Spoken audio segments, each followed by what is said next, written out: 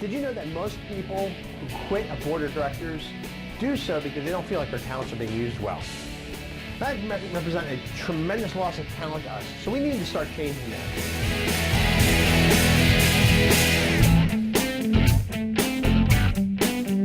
Remember when you were 19? When I was 19, I was asked to sit on my first board of directors. The thing is, nobody told me what the job was about. So in the end, I was really dissatisfied with the time I had invested in being on that board. And over the years, I sat on 2 more boards and the same experience. That changed when I had the opportunity to spend a week with what's called the father of modern management, Peter Drucker. And he said something really that's always stuck with me these years. He said the most underutilized resource we have in a nonprofit organization is its board of directors. What's it take to be a great board member?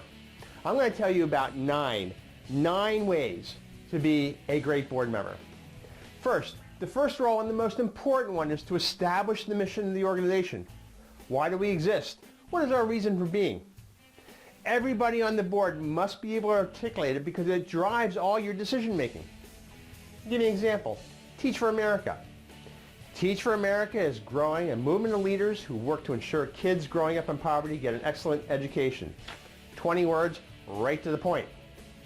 So not only do you have to know the mission, but you have to revisit it from time to time, asking yourself, is it still relevant? And then ask yourself this very important question.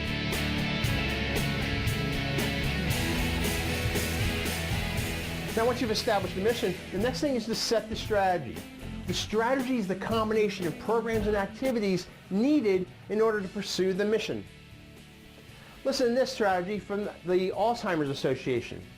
Their mission is a world without Alzheimer's disease, and their strategy is to eliminate Alzheimer's disease through the advancement of research, to provide care and support of all affected, and to reduce the risk of dementia through the promotion of brain health. What's the strategy? Advance research, provide care, reduce risks. So here's a question for you to ask yourself.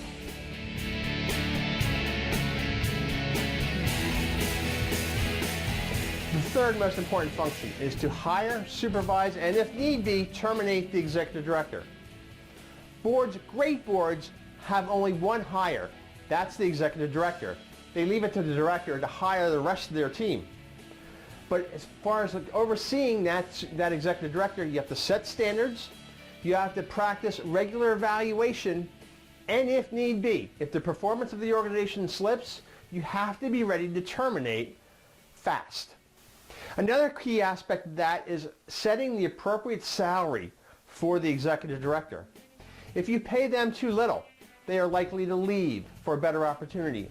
If you pay them too much, you're running the risk of getting involved with the Internal Revenue Service. And believe me, you never want to get involved with the Internal Revenue Service. So ask yourself this question.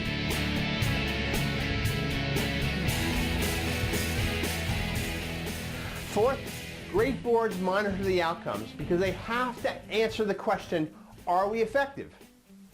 Are we actually achieving measurable progress towards our mission?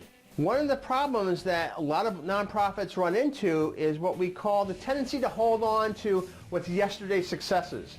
The programs that worked for us last 20, 10 years, we hold on to rather than actually asking ourselves, are they still useful? We have a lot of sacred cows. And if need be, you need to kill those sacred cows. As far as monitoring the outcomes, ask yourself this question.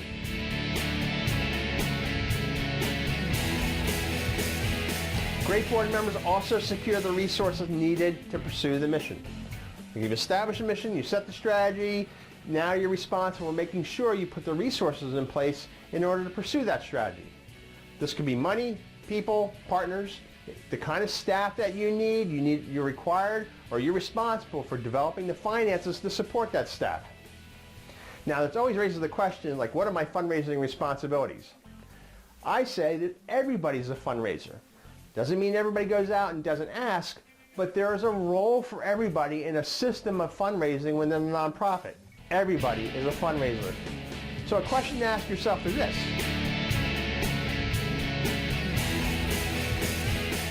Now, great board members also practice effective fiscal oversight.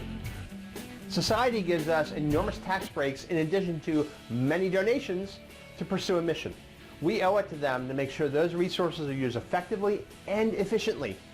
There's been much talk over the last decade or two about the dirty little secret of nonprofit boards. The fact that every day in America, thousands of board members are casting tens of thousands of votes on hundreds of thousands and millions of dollars without any understanding of what the fiscal position of the organization is. One question you want to be asking yourself is this.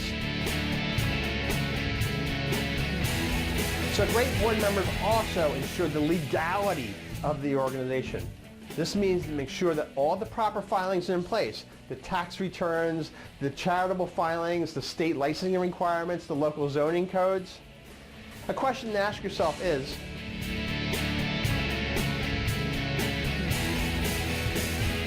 great board members also enhance the brand. This means being an ambassador.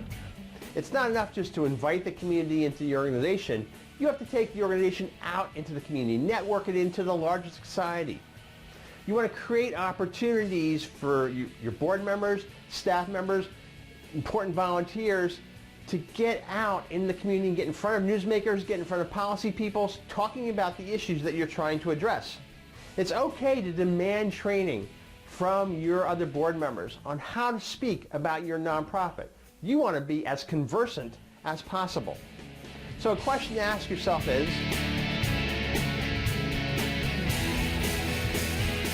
and finally, great board members develop the leadership of the people around them and in the next generation. This means being deeply involved in the recruitment, the orientation, the mentoring, and the training of other board members. You should have a dynamic roster of potential candidates at any one time.